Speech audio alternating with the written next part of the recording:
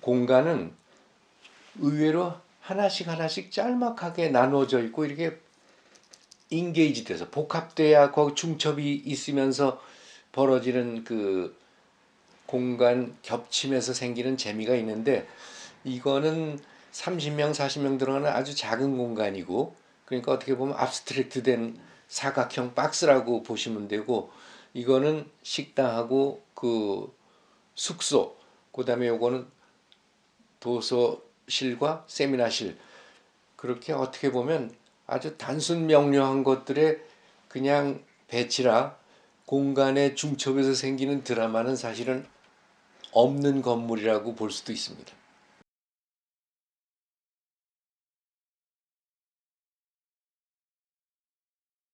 그래서 이 세 건물 중에서 이제 제일 중요한 건물이 그 교회인데, 여기는 뭐 주일마다 예배를 드리는 건 아니고 그 열 커플이 와서 훈련받는 곳이기 때문에, 제가 이 교회를 설계할 때 깊이 생각을 해봤어요. 마침 또 교회 새벽 기도회를 가서 제가 묵상을 하는 중에, 사실은 아침 새벽 기도는 다 컴컴하게 불을 꺼놓고 합니다. 그래서 제 마음도 좀 어둡고 컴컴한데, 사실 모든 것이 어둡고 컴컴하면은 약간 절망적인 생각도 드는데, 맨 앞쪽에는 이렇게 빛이 들어오더라고요. 그래서 제가 마침 이 모세골 성서연구소를 구상하고 있었기 때문에 빛이 하늘에서 들어오고 또 왼쪽 바닥에서 들어오는 두 빛으로 이 공간을 만들어 보겠다고 생각을 했죠. 그 대신 하늘에서 들어오는 빛은 다 누가 봐도 그걸 아주 성스럽고 굉장히 약간 종교적인 느낌을 받는데, 이 바깥에 땅에서 들어오는 빛은 반사도 그렇고 또 땅은 사실은 그 온갖 것을 다 포함하는 약간은 더러운 면도 있기 때문에, 이쪽에 낮은 높이의 연못을 둬서 거기에 반사되는 불로 빛으로 속을 밝히도록 그렇게 했습니다.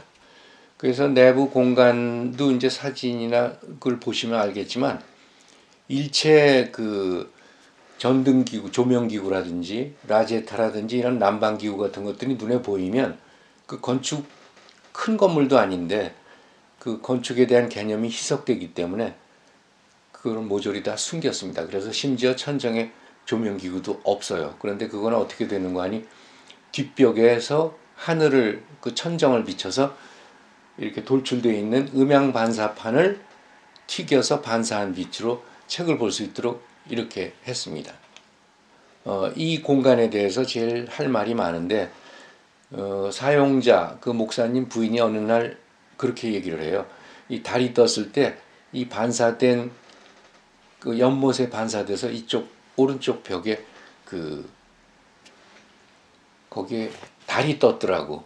그래서 저는 그건 예상 못한 상황인데 상당히 좋았습니다.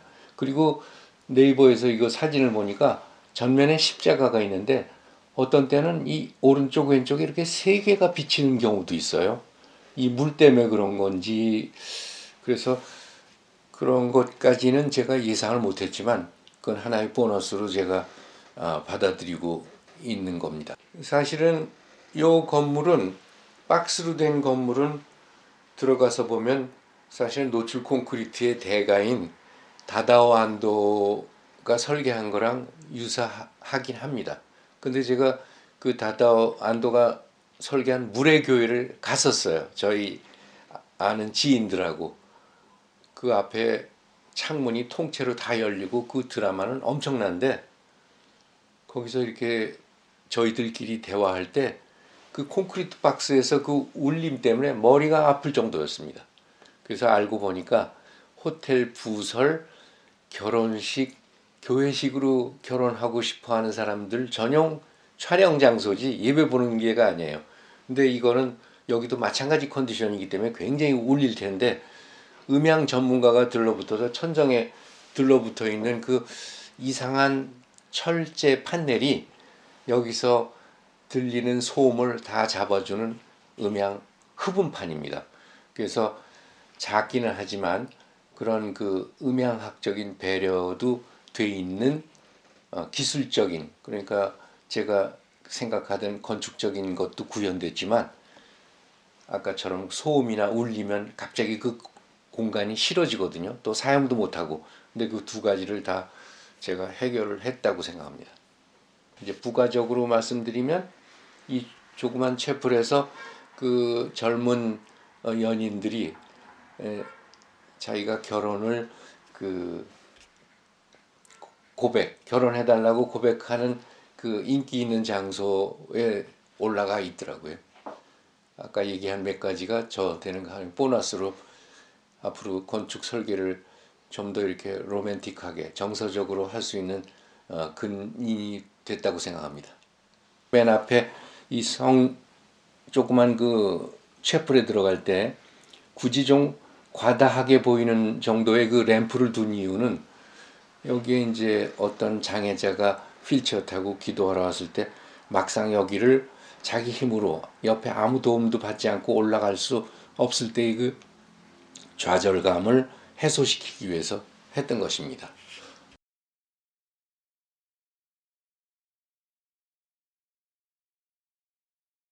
시공도 일군 회사인 K건설, 이 목사님을 굉장히 존경하는 분이 자원해서 시작을 했어요. 그러니까 그 건설회사가 보기에는 아주 작은 건물이었죠.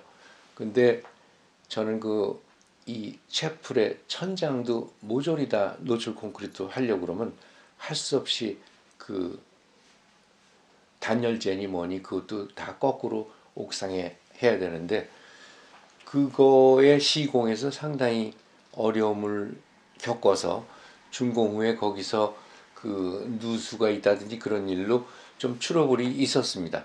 그거는 이 건물이 그 내부 공간을 완벽하게 구현하기 위해서 모든 단열재라든지 그런 것들을 바깥에서 해결해야 되는 것 때문에 발생한 기술적인 문제였었죠. 근데 지금은 아무 문제가 전혀 없는 걸로 알고 있습니다. 최근에도 몇 달 전에 갔었는데 이 건물에 그 사실은 여기가 기후도 좋고 먼지가 없는 청정 지역임에도 불구하고 콘크리트 면은 오래 지나면 이렇게 나이 먹은 노인들 검버섯 끼듯이 뭐가 생기는데 간 날 보니까 사람들이 칫솔을 들고 다니면서 그걸 닦는 걸 보고 건축을 이렇게 사랑하는 사용자들이 있나? 그런 생각에 제가 깜짝 놀랐어요. 그래서 초기에 준공됐을 때나 최근에 갔을 때나 아주 여일하게 그 같은 모습, 이를테면 사람으로 말하면 너무나 아주 예쁘게 늙어간다. 그래서 좋았습니다.